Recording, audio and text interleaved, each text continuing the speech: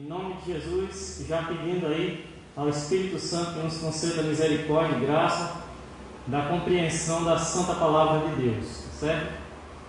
Verso 11, Lucas 14, 11, diz assim: porquanto qualquer que a si mesmo se exaltar, será humilhado, e aquele que a si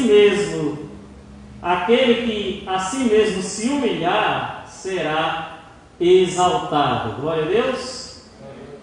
Vamos orar pedindo a Deus que Ele nos dê a graça do conhecimento de Sua Santa Palavra. Pai querido, justo, santo, fiel, pedimos ao Senhor nessa noite o Espírito Santo, que nos instrui toda a verdade, que nos ensina toda a verdade a respeito de Jesus Cristo, o Filho de Deus. Bondoso Deus e eterno Pai, do nosso Senhor e Salvador Jesus Cristo, nos ajude, inspira a nossa vida nessa noite, revela a cada um de nós a Sua Santa Palavra, a Sua Santa Verdade, em nome de Jesus Cristo. Amém? Volta comigo para o verso 1, certo? Nós vamos compreender o contexto. O verso 1 diz assim: certo sábado, Jesus foi comer na casa de um líder fariseu, onde o observavam atentamente. Então aqui, no início desse capítulo, é onde começou essa narrativa que nós vamos meditar hoje, até chegar lá no verso que fala que aquele que se humilha será exaltado, né? E o que percebemos aqui nesse primeiro versículo é que, primeiramente, Jesus se dirigiu à casa de um fariseu, ok? Fariseu, todos nós temos sido ensinados, sabemos, né? Que eram os religiosos da época. Os fariseus, essa palavra fariseu significa separado, é o significado desta palavra. E os fariseus, eles prestavam o serviço do ensino da Bíblia, o ensino do Velho Testamento, né? Eles eram os doutores da lei, os mestres da lei. E de vez em quando nós percebemos que Jesus era chamado a ir à casa de um dos fariseus. Nós vimos isso diversas vezes nos capítulos anteriores. Jesus ia até a casa de um fariseu que o havia convidado, sempre ali para pregar a palavra, para dar testemunho do reino de Deus. E nessas ocasiões ele era sempre experimentado, né? Sempre ele era examinado, observado. Eles ficavam medindo as palavras de Jesus, as suas ações, e experimentando, vendo se ele era realmente o Messias, ou Deus conosco, ou simplesmente um profeta, ou um charlatão, como algumas vezes eles pensaram a respeito de Jesus. Segundo, nós observamos que diz esse versículo 1, que eles observavam Jesus atentamente. Ou seja, você imagina a situação, Jesus chegar ali para comer, mas ao olhar ao redor, né, todo mundo está observando cada passo dele, cada ação, cada palavra. Ele não podia se vestir, ele estava sendo examinado, esquadrinhado naquela ocasião. Mas lembre-se, ele estava ali no sábado para comer. E ali chega naquela ocasião um homem, que em algumas traduções da Bíblia chama de o homem hidrópico, né? Que na verdade pode ser traduzido como inchaço, ou o que as mulheres, algumas já de mais idade, conhecem, as grávidas conhecem como a retenção de líquidos. Então, um homem chega, mas só que no caso dele ele era doente, ele tinha esse problema, ele retinha líquido. E ele estava inchado. Essa era a doença dele. Aí nós percebemos, aí no início, você pode ir acompanhando na sua Bíblia, que Jesus dirige a palavra aos fariseus e ele faz duas perguntas. A primeira é: a lei permite curar no sábado? E a Bíblia diz que nenhum dos que ali estavam respondeu a essa pergunta de Jesus. Aí Jesus dirige-se ao homem inchado, ora por ele, ele é curado e ele despede o homem. Só que ele faz uma segunda pergunta, ele diz assim: se seu filho ou um boi cair num buraco no dia de sábado, você não vai lá resgatar, não? Mais uma vez, nem os fariseus ou alguém presente ali respondeu. Eles não sabiam responder se num sábado alguém poderia ser curado ou um filho ou um boi poderia ser resgatado. Eles preferiam ficar calados. Com certeza eles já sabiam que Jesus sempre tinha uma boa palavra na ponta da língua para respondê-los, né, irmãos? Mas nós precisamos entender o porquê deles ficarem calados, né? Veja só, nós precisamos compreender como é que funcionava o sábado para um judeu naquela época e os judeus que guardam o sábado até hoje. Por exemplo, se um judeu na época de Jesus ele tivesse qualquer tipo de contratempo no sábado, ele era orientado a não fazer nada naquele dia, tinha que deixar para o outro dia. Se fosse nos dias de hoje, por exemplo, nos dias de hoje, digamos que um judeu vai num carro, ele está indo para sua casa, ok? No meio do caminho, o carro fura o pneu. O que nós naturalmente faríamos? Nós íamos lá atrás, pegaríamos o step, vamos trocar, é natural. E ninguém ia ver isso como um trabalho, correto? Você ia ver isso como a forma de resolver o problema. Mas para os judeus, entenderam? Para os judeus, trocar o pneu era um tipo de trabalho. Então eles iriam deixar o carro parado ali até o domingo. Não iriam trocar aquele pneu. O carro ia ficar lá, o pneu seco, até o domingo.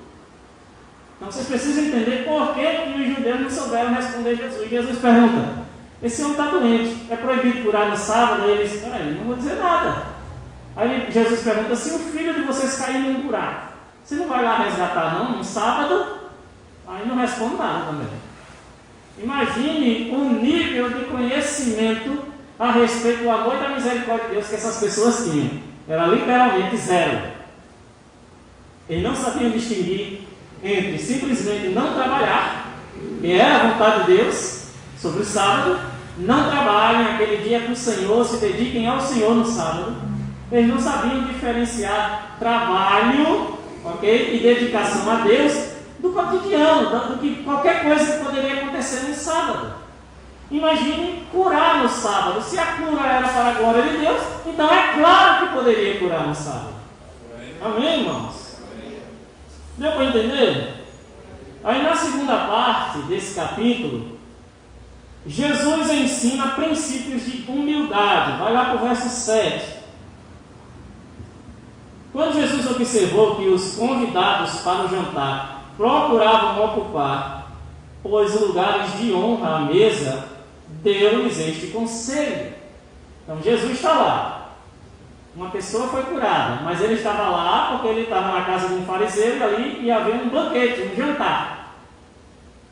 Jesus olha ao redor e começa a perceber que as pessoas estavam procurando lugar de honra. Nós não sabemos exatamente qual era esse lugar de honra.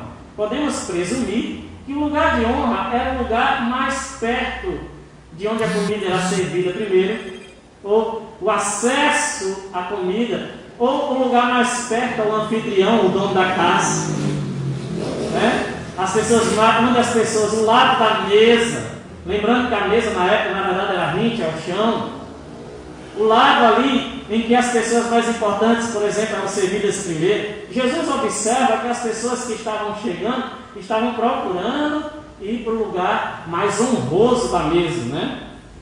E aí ele ensina alguns princípios sobre humildade. Jesus diz o seguinte: se você for convidado para um banquete, primeira coisa que ele ensina: não sente nos primeiros lugares, ou não se assente nos lugares mais honrados. Segundo, ele diz, pelo contrário, no lugar menos importante, é ali que você deve sentar. Se fosse aqui, né, podemos ter na nossa cultura, os lugares mais importantes são as primeiras cadeiras. E os lugares menos importantes são as últimas.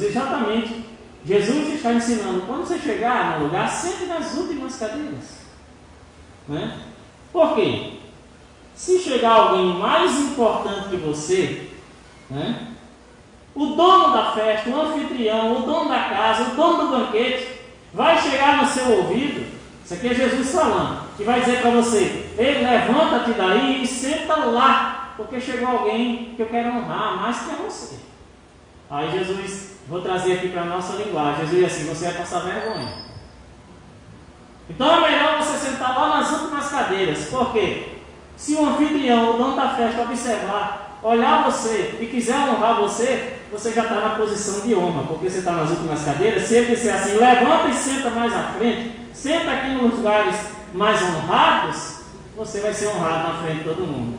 E aí, depois de ensinar isso, qual é o versículo que Jesus fala? Porque qualquer que a si mesmo se exaltar será humilhado, e aquele que a si mesmo se humilhar será exaltado. Então aqui nós conseguimos entender o porquê desse versículo. Nós vemos muita gente citando esse versículo. Muita gente dizendo assim, né? Tá lá a vizinha brigando com a outra, e nessa briga um arranca a peruca da outra. E nessa vergonha, aqui está sem peruca, diz assim: mas os humilhados serão exaltados. Né? Só que não é isso que a Bíblia está dizendo. A Bíblia não diz: os humilhados serão exaltados. A Bíblia diz: aquele que se humilha será exaltado. Há uma grande diferença, irmãos, em você ser humilhado, certo? E isso não servir para a glória de Deus de forma alguma, e você se humilhar. E o cristão, o crente, aquele que serve a Jesus Cristo, ele tem que entender que a vida dele é uma vida de humilhação. E não é uma humilhação porque alguém vai te humilhar, porque alguém vai viver te humilhando, mas uma humilhação por escolha. É a escolha individual do crente que decide se humilhar para que o nome do Senhor seja exaltado. Como é que isso funciona na prática, na nossa vida, irmãos? Sentando nas últimas cadeiras. Ou seja, não procura ser honrado pelos homens. Se tiver de ser honrado, foi, mas não foi porque você procurou. Só, irmãos, que quem vive no meio evangélico sabe muito bem que no meio evangélico, eu acho que isso não acontece não, né? Irmãos que estão em casa, irmãos que estão aqui. Mas às vezes, aqui e ali, a gente vê pessoas que querem estar em evidência, querem ser honrados, querem ser exaltados, e aí ficam sempre tentando se estabelecer no meio do povo de Deus, tentando estar em posição de evidência. Pastor, como é que é isso, pastor? Irmão, você tem ideia de quantas vezes eu já tive que olhar no olho de uma pessoa e dizer assim: você não sabe cantar, você não tem o dom de cantar, você é desafinada, não é para você. E a pessoa teve gente que saiu da igreja para isso, inclusive aqui na nossa. Tem gente que saiu da igreja: amor, amada, não é ser chamado não, talvez ser chamado seja para outra coisa. O quê? Por exemplo, ninguém diz. Vocês já viram alguém dizer assim: eu fui chamado para a rede de criança? Na minha vida inteira, como cristão, eu só vi uma pessoa dizer isso, viu? Uma. Tem outras, eu sei que tem, mas estou falando eu, só sou testemunha de uma. Você não vê pessoas dizendo: eu fui chamado para ser a líder da cozinha da igreja. Se tiver alguma coisa relacionada à comida, pode falar comigo. Você não vê as pessoas falando esse tipo de coisa. Serviços que não são evidentes, que não são serviços que se colocam no pedestal. As pessoas, elas não aprenderam os princípios de humildade que Jesus ensina. Vocês estão me entendendo, irmãos? Jesus ensina: senta nas últimas cadeiras. Se você tiver de ser honrado, que seja por alguém que te chama e coloca você no lugar de honra. Louvado seja Deus, irmãos. E aí no verso 12, Outra lição importante que nós encontramos neste capítulo, e agora, irmãos, eu quero que você preste bem atenção, porque Jesus vai ensinar algo aqui muito importante para a nossa vida. Lê aí comigo, 12 ao 14. Então Jesus se voltou para o anfitrião. Lembre-se, ele estava na casa de um fariseu, ele estava ali para jantar. Aí ele se voltou para o anfitrião, o dono da festa, o dono da casa, e disse: quando oferecer um banquete ou jantar, não convide os amigos, os irmãos, parentes e vizinhos ricos. Eles poderão retribuir o convite. Essa será a sua única recompensa. Recompensa aqui também pode ser traduzido como galardão. Verso 13. Em vez disso, convide os pobres, os aleijados, os mancos e os cegos. Assim, na ressurreição dos justos, você será recompensado por ter convidado aqueles que não podiam lhe retribuir. E aí, irmãos, isso aqui é um pouquinho mais forte.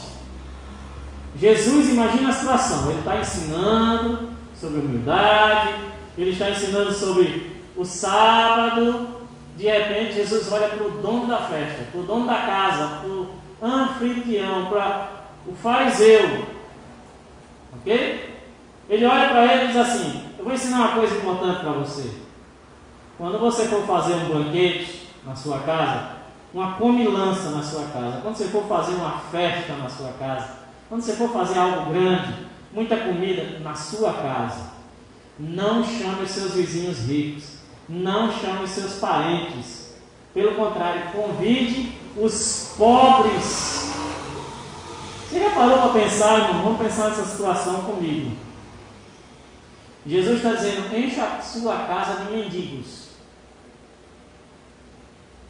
E quem é que quer fazer isso?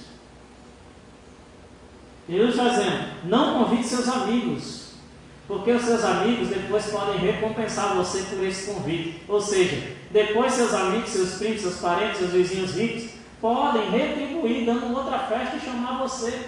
E esse será a sua única recompensa. Pelo contrário, faça o seguinte: convide os pobres. Só que ele disse algo aqui importante, né, irmãos? No verso 14 ele diz: na ressurreição dos justos, você será recompensado por ter convidado aqueles que não podiam retribuir. Então aqui Jesus está ensinando sobre um princípio bíblico chamado retribuição. Retribuição bíblica, retribuição divina. Deixa eu explicar isso para vocês, irmãos. Segundo a Bíblia, tudo o que os homens fazem nessa vida, de bom ou de ruim, eles receberão na vida eterna a recompensa por isso, o pagamento por isso. Vocês estão me entendendo, irmãos?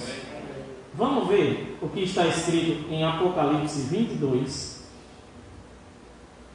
versos 11 e 12.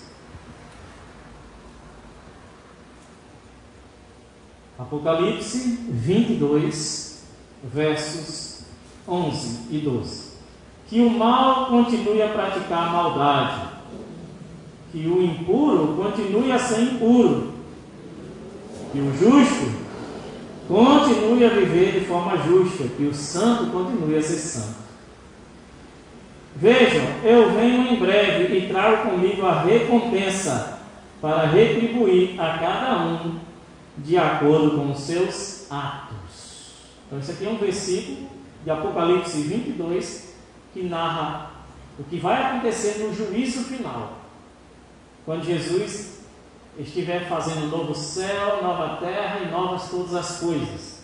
Em meio a esse processo, Jesus vai chamar todos os seres viventes, os justos, os injustos, e aqui chama também de alguns santos. Então, são 3 categorias, que está no verso 11. Ele fala que existe o impuro, existe o justo e existe o santo. Esses serão chamados E ele disse, o próprio Jesus é quem está falando aqui, eu trago comigo, é como se ele dissesse, está na minha mão, eu trago comigo a recompensa, para retribuir cada um de acordo com os seus atos. Então, cada ser vivo que já passou nessa terra, irmãos, que fez o bem, vai receber de Deus uma retribuição por todo o bem que fez. Porém, cada ser vivo que já passou nessa terra que fez um mal, seja qual for, vai receber a recompensa por isso. Vamos deixar claro uma coisa, irmãos.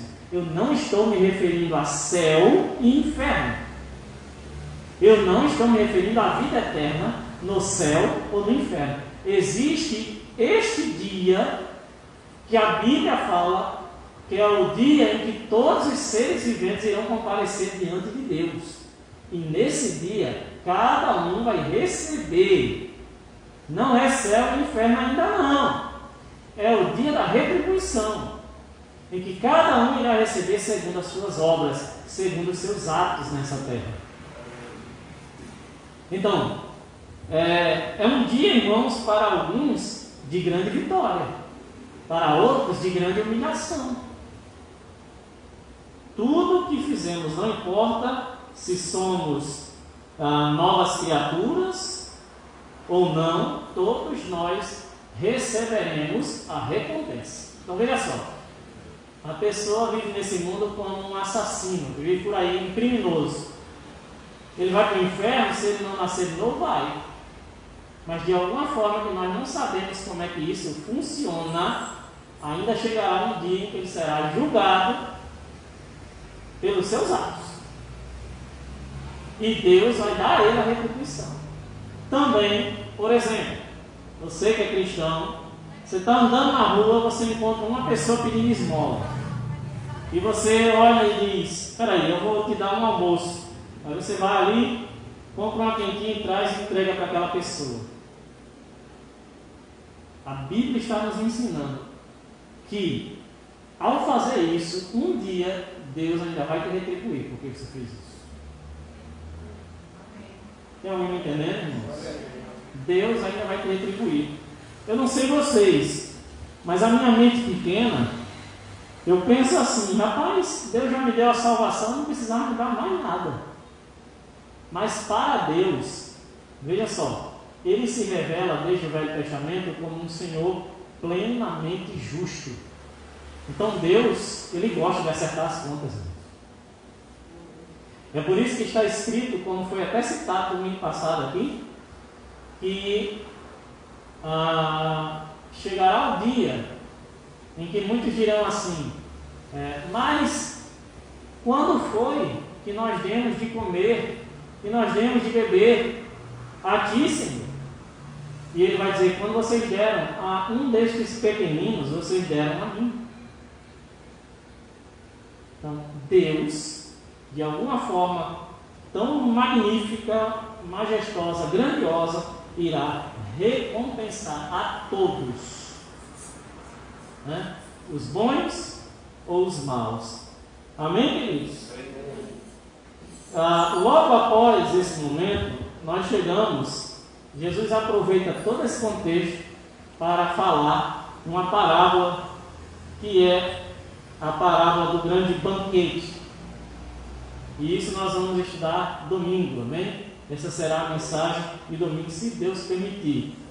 Domingo nós vamos fazer uma breve revisão e vamos entrar nisso aqui. Porque tudo que falamos até agora sobre recompensa, começando com o sábado, né? Depois veio falando sobre humildade, e depois Jesus fala sobre recompensa, aí ele cita essa parábola, porque ele já vem falando esse assunto. Aí quando ele cita a parábola, ele vai ensinar a respeito da vida eterna, da salvação e daqueles que ficarão de fora do grande banquete celestial e daqueles que serão arrastados, podemos dizer assim, para o banquete. Louvado seja Deus. Amém, queridos?